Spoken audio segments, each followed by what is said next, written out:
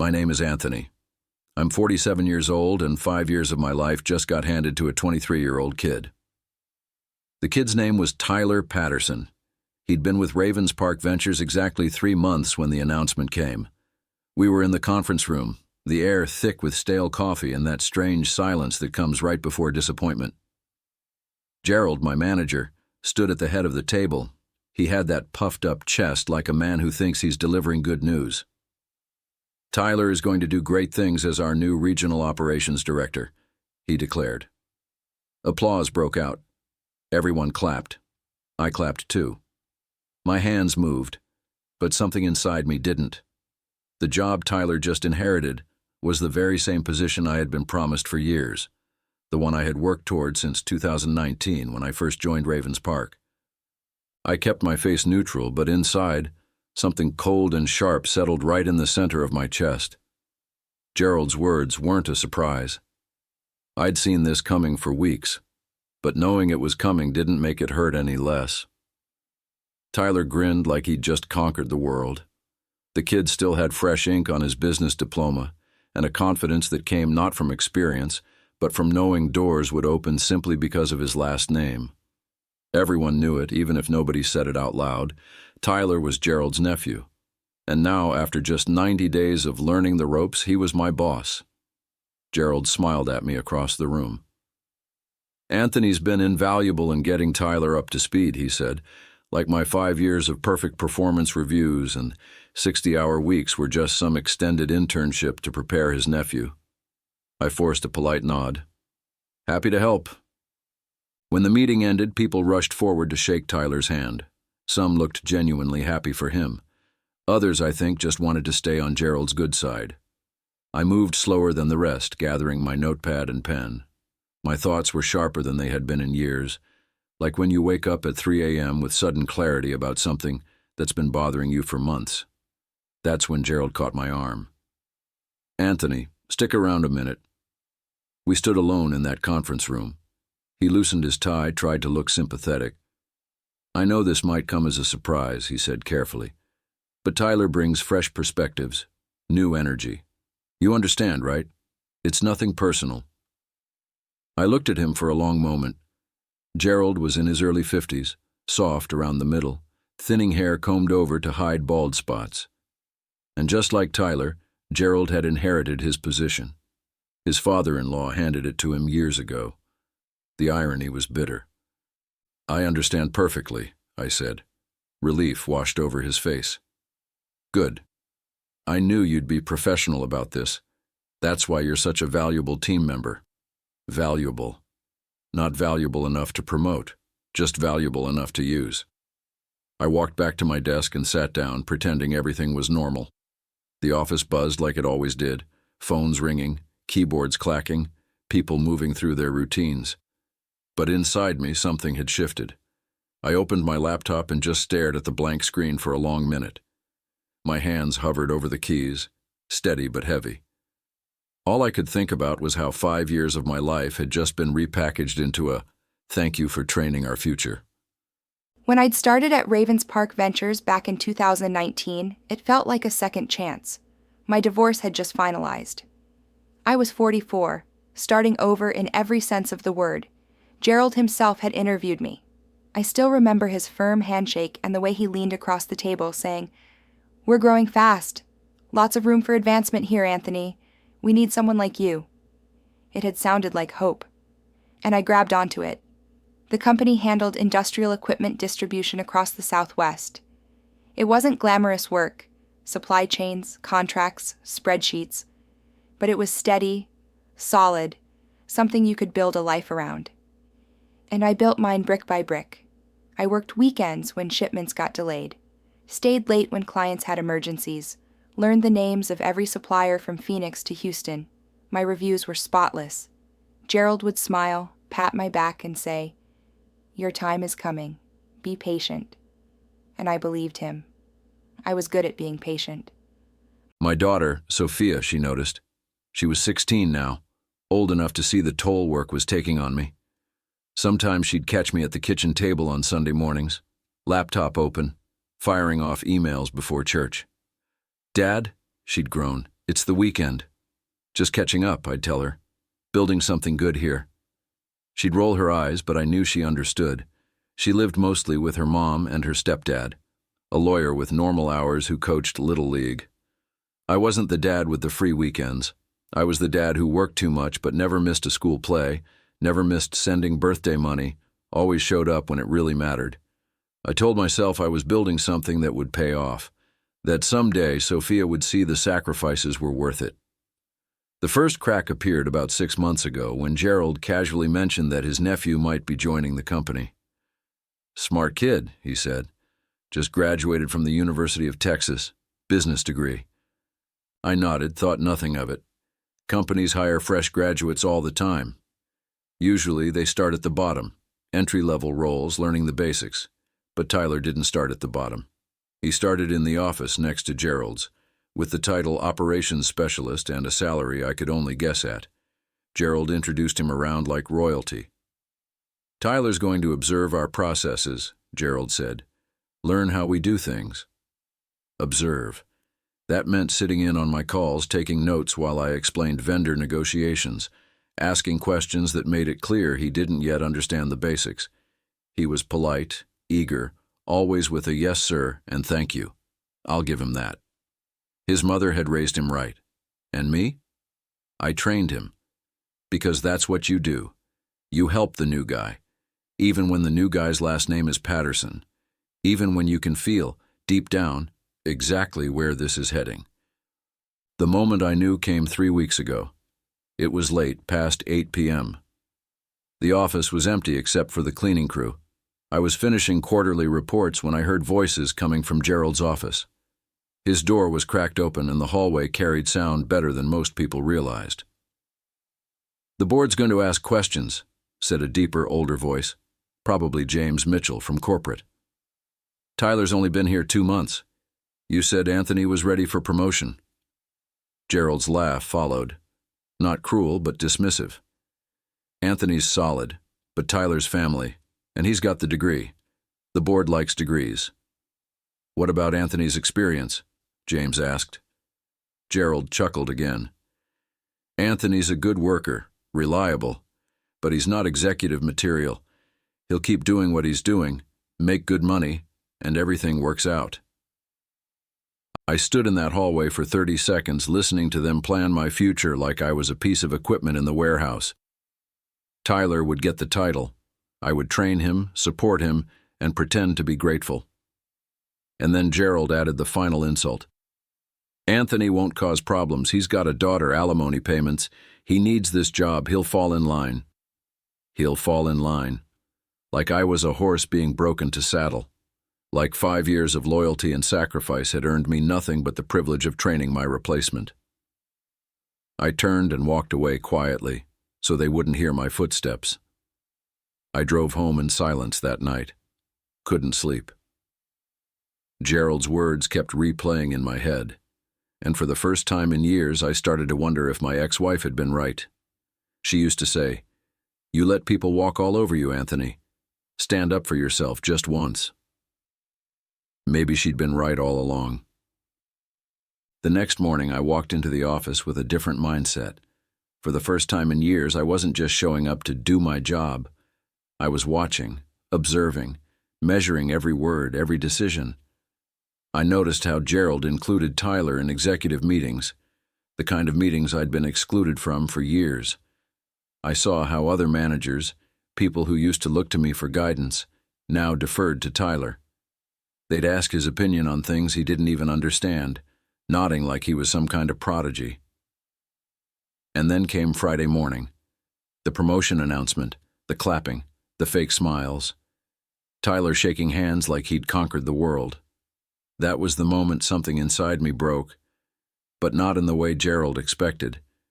It wasn't anger. It wasn't even sadness. It was clarity. Gerald thought I needed this job so badly that I'd swallow anything, that I'd accept humiliation because I had bills to pay and a daughter to support. He thought he owned my loyalty. He was wrong. That afternoon, I opened my laptop and started typing. My resignation letter. My hands were steady. My mind was clear. For once, I wasn't waiting for someone else to decide my future. I was deciding it myself. At exactly 4:30 p.m., I walked into Gerald's office. He was fresh back from another tour around the warehouse with Tyler, showing him his new kingdom. I knocked once, handed him the envelope and said, "This is my 2 weeks' notice." The look on his face was priceless. Confusion, disbelief, then a flicker of panic. He tore open the letter and read quickly. "Is this a joke?" he asked. "No, sir." "You can't be serious. You're leaving because Tyler got the promotion?" I stayed quiet. Let him fill the silence. Gerald stood up, pacing behind his desk. "Anthony, let's be reasonable here. You're upset. I get it. But walking away from 5 years of building your career, that's not smart. I've made my decision." He narrowed his eyes. "What about your daughter? Your responsibilities?" There it was. The leverage he thought he had. The leash he thought would keep me in line. "I'll manage," I said. His tone hardened. "You realize how this looks, right? Quitting because you didn't get promoted? It's unprofessional, childish. 5 years of perfect performance, and now I was childish. 5 years of late nights and weekends, and now I was unprofessional." "That's your opinion," I said flatly. Gerald sat back down, tried a softer approach. "Look, Anthony, you're good at what you do, but Tyler brings youth, fresh ideas, vision." "Vision," I repeated. "The board wants innovation. Tyler represents the future of this company. And you, well, you represent stability, reliability."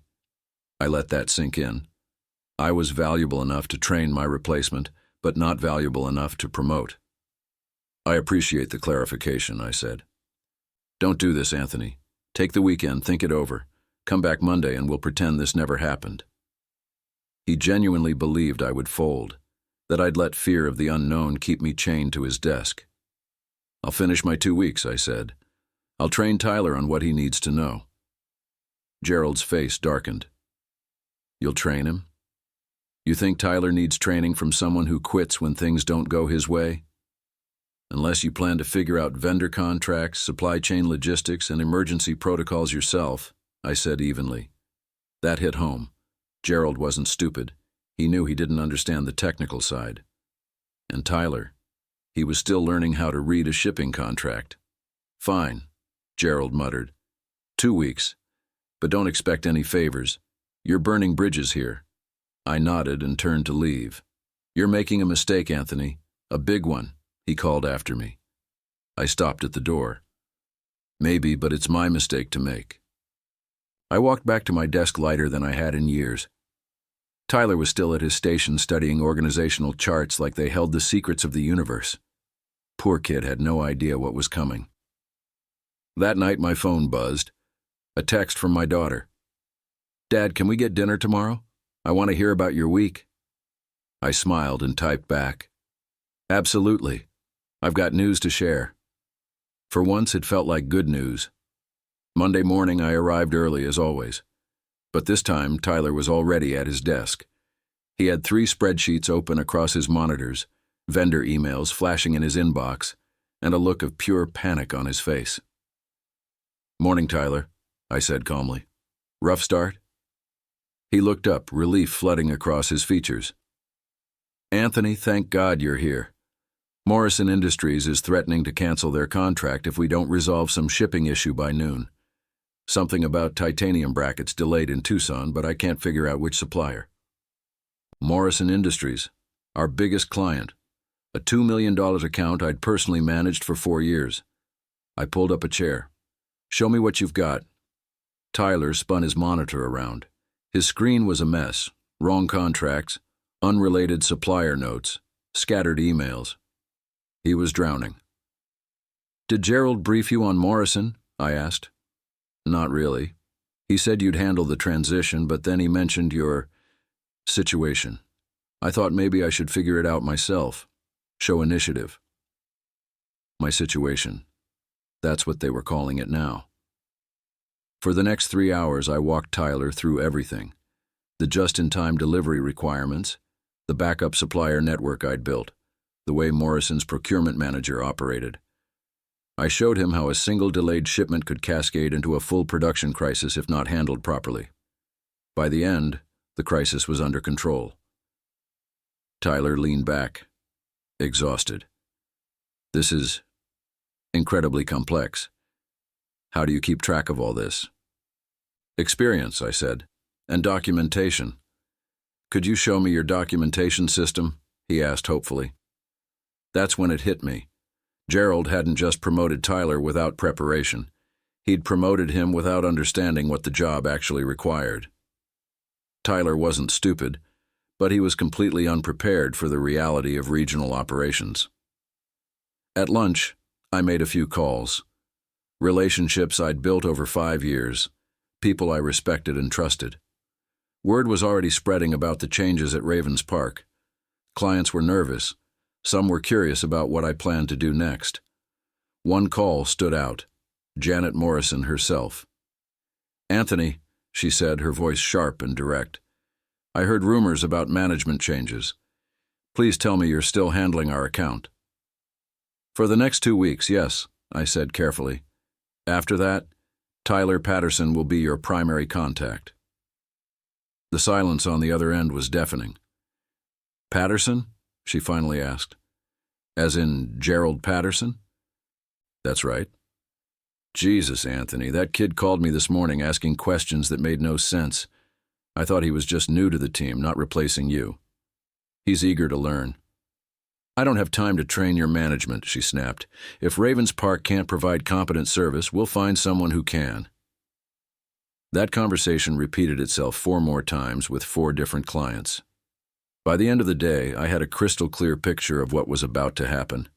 Tyler would struggle. Clients would lose patience. Gerald would panic and try to micromanage. The regional division would start bleeding accounts. But here's the thing.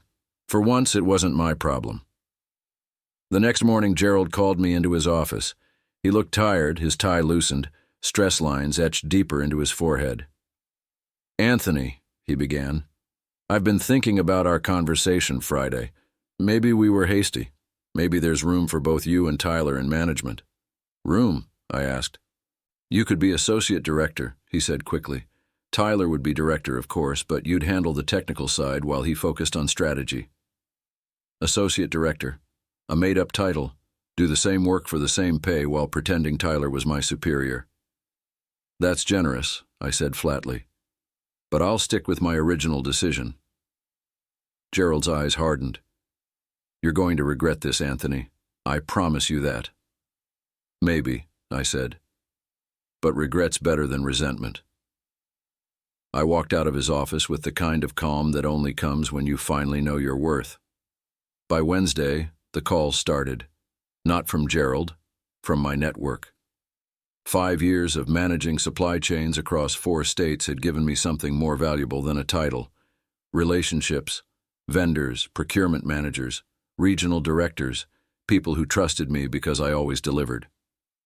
The first call was from David Harrison at Silver Links Energy, a renewable equipment distributor out of Austin.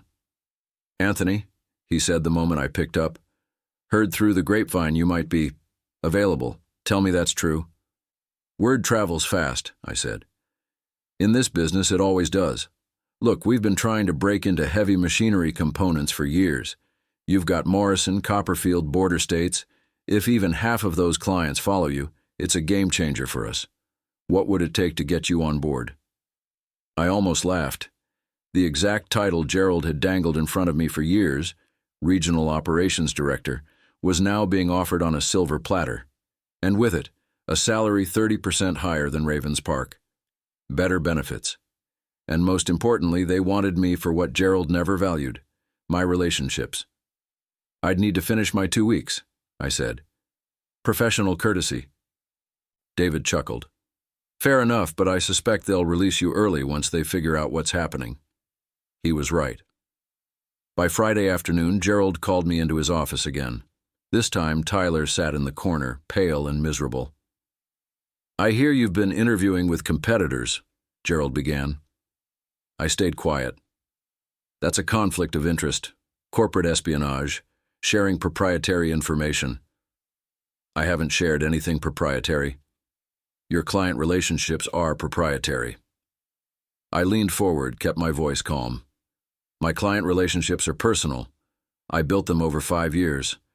I took the late calls, I solved the crises, I built the trust. Those clients don't belong to Ravens Park. They're free to choose who represents them. Gerald's face flushed red. Anthony, you walk out that door with those clients, and I'll bury you. I'll make sure you never work in this industry again. Before I could respond, Tyler spoke up from the corner. His voice was quiet, shaky. Uncle Gerald, maybe we should— Shut up, Tyler, Gerald snapped, never taking his eyes off me. I stood slowly. Gerald, I gave this company 5 years of my life. Perfect performance, 60-hour weeks. I trained your nephew for the job you promised me, and now you're threatening me because I'm choosing to leave? You're ungrateful, Gerald spat. Childish. Quitting just because you didn't get your way. I almost laughed. If I'd quit the first time I didn't get my way, Gerald, you'd have been scrambling for a regional manager years ago. I stayed because I believed in building something here. But loyalty without respect isn't loyalty, it's servitude. Gerald leaned back, eyes narrowing. You're burning every bridge, Anthony. I turned toward the door, then paused. No, Gerald. You burned the bridge when you chose nepotism over experience. I'm just walking away from the fire. Tyler looked at me, his eyes full of something I hadn't seen before. Respect. He knew I was right. That evening, I updated my resume and signed the formal offer from Silverlinks. For the first time in years, the future didn't feel like a cage. It felt wide open. My final week at Ravens Park began with a strange calm. I came in early, just like always, but I wasn't weighed down anymore. No more hoping Gerald would keep his promises. No more waiting for recognition that was never coming. Instead, I spent my time documenting everything Tyler would need: vendor contacts, emergency protocols, shipping procedures. Not because Gerald deserved it, but because the people depending on our supply chains did. I wasn't going to punish them for Gerald's decisions. On Tuesday, the cracks widened. Janet Morrison called again, furious. Anthony, is this true? Gerald told me you're leaving in a week. That's right, I said quietly. She cursed under her breath. We can't afford to lose you right now. That kid doesn't know what he's doing. My production team is already nervous. If Ravens Park can't guarantee stability, we'll have no choice but to move contracts elsewhere. I didn't say anything. It wasn't my battle anymore. By Wednesday, 4 other clients had echoed the same concerns. Tyler did his best, but every time he tried to reassure them, he only made things worse. The more he stumbled, the more Gerald tried to step in, and the less confidence anyone had in the company. That afternoon, Gerald called me back into his office. His shirt collar was damp with sweat. His hands shook slightly as he shuffled papers. Anthony, he said, his voice tight. I've reconsidered. Maybe we can find a way forward. Associate director was just a start. I can make you co-director. Equal title with Tyler. That way everyone wins. Everyone wins, I repeated. You mean you win, you get to keep me here, cleaning up the mess while Tyler gets the title. It's not like that. It's exactly like that, Gerald. And you know it. His jaw clenched. You're going to regret this. Silverlinks won't protect you forever. You need us more than we need you. I leaned across his desk, lowered my voice. No, Gerald. You needed me more than you'll ever admit. And now you're about to find out what happens when I'm gone. For the rest of that week, I finished my work, trained Tyler as best I could, and prepared to walk away. On Friday, I packed up my desk. People stopped by, shook my hand, whispered words they didn't dare say out loud around Gerald. Good luck, Anthony. You deserve better. Don't forget us when you're running the show somewhere else. Gerald stood in the doorway as I handed him my security badge. His face was stone, his voice clipped. This isn't over. For me, it is, I said simply. And with that, I walked out of Ravens Park Ventures. The air outside felt lighter, cleaner somehow. For the first time in years, I wasn't carrying Gerald's shadow on my back. The real payback came 6 months later, I was settling into my role at Silverlinks when David Harrison called me into his office. He slid a copy of Industrial Business Weekly across the desk. The headline read, "Ravens Park Ventures loses major clients, regional division in crisis." The article detailed how the company had bled contracts in just 5 months. Morrison Industries, Copperfield Manufacturing, border states, all gone. Revenue in the Southwest region was down 60%. The board had launched an investigation into management practices. Gerald Patterson had been terminated. And Tyler. He'd resigned after 3 miserable months and gone back to graduate school. David leaned back, smiling. "What goes around comes around, Anthony. Gerald spent 5 years taking you for granted. Now he's unemployed and you're building something better here." I folded the magazine and handed it back. "I almost feel bad for Tyler," I admitted. "Kid was thrown into something he wasn't ready for." "Tyler will be fine," David said. "Gerald, though, that's another story." I didn't argue. Sometimes justice doesn't come from revenge. It comes from simply walking away and letting people face the consequences of their own choices. About a year later, I was driving through Tucson on a business trip. I stopped at a small diner near the airport for lunch. That's when I saw him. Tyler Patterson. He was sitting alone in a corner booth, a thick textbook open in front of him. He looked different, older, more serious. The arrogant grin was gone. Instead, there was focus in his eyes. When he noticed me, he blinked in surprise, then managed a small smile. "Anthony, what are you doing here?" "Business trip," I said, sliding into the booth across from him. "Mind if I sit?" He gestured to the empty seat. "Of course." I glanced at his book, Supply Chain Management, Graduate Edition. "Back in school?" I asked. He nodded. "Master's program at Arizona State. Figured if I was going to do this work, I should actually learn how to do it." I smiled faintly. "That's smart." Tyler closed the book and looked at me, his expression sincere. "I wanted to thank you for how you handled everything back then. You could have let me sink, could have made it worse. But you didn't. You tried to help me." "You were in an impossible situation," I said, "thrown into a role you weren't ready for. That wasn't your fault." He hesitated, then said quietly, "Uncle Gerald still blames you for everything. Says you sabotaged the company." I sipped my coffee. "And what do you think?" Tyler looked down at the table for a moment before answering. "I think I was 23 with no experience and a family name that opened doors I wasn't ready to walk through. I think you spent 5 years earning a promotion that should have been yours. And I think Uncle Gerald destroyed both of us by putting me in that position." We sat in silence for a long moment. Then he added, almost in a whisper, "I'm sorry, Anthony, for all of it." I nodded slowly.